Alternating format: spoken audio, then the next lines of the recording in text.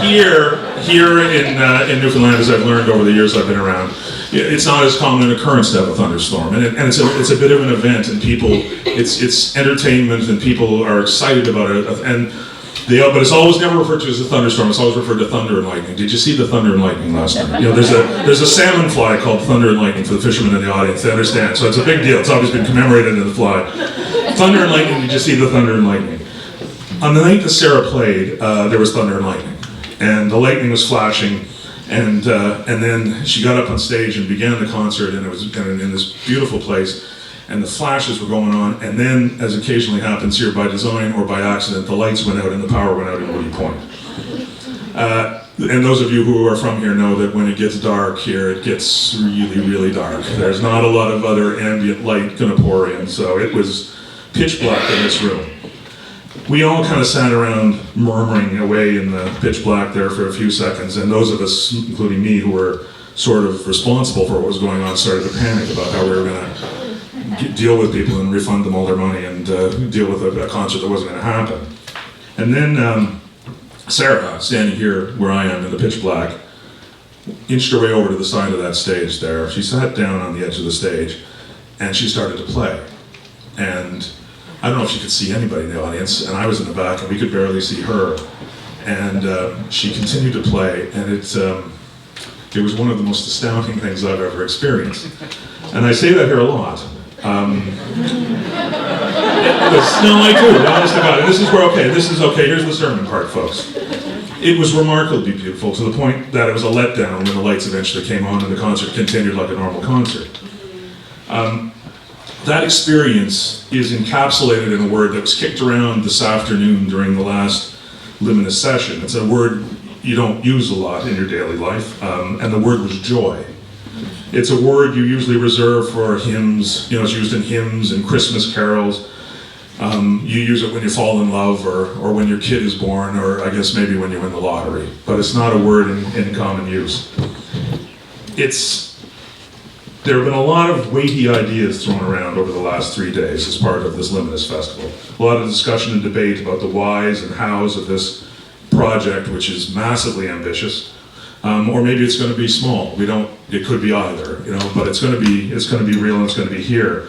And beyond that, there have been a lot of weighty ideas thrown around about the world we live in, and maybe how we can make it better and how we can fix some of the things that are broken.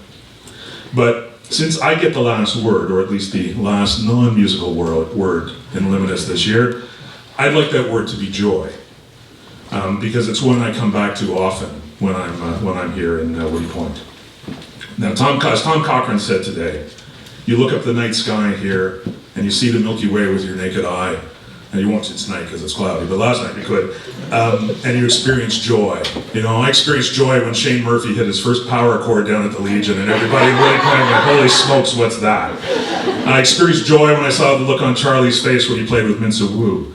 I experienced joy walking through the woods down to the Lowman River to go fishing at dawn after a rain and inhaling all that crazy perfume of scents that you get in the woods. I'm not sure what it is, but it's the trees and it's the flowers and it's everything else.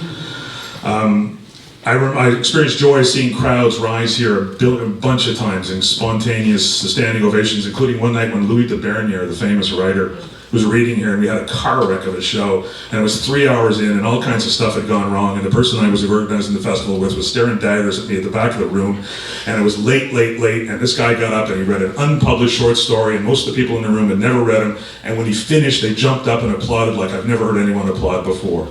That's joy. Experienced joy sitting here last year listening to Gord Downey play Bob Cajun right where I am now.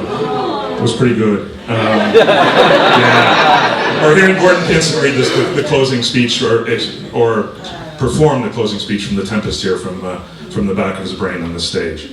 I experienced joy hearing Joyce McCain heckle Kathleen Edwards when Kathleen Edwards was playing here and used the word newfie on stage.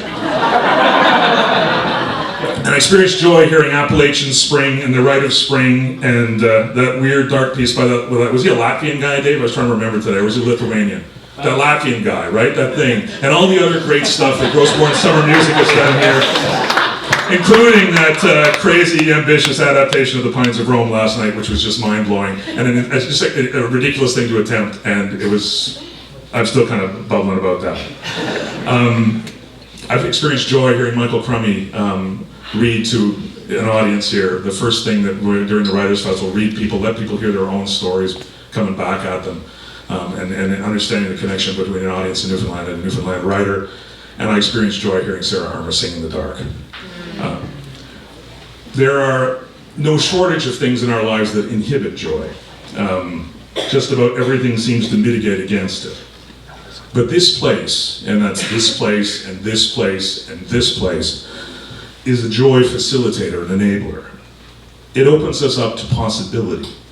It strips away cynicism, it closes the distance, it opens the door. There are a whole lot of things that I don't believe in. There are a whole lot of things that I don't believe in. But I believe in this. I believe in this. And that's what I would like to leave the Luminous participants and anybody else who's here tonight waiting to hear a concert.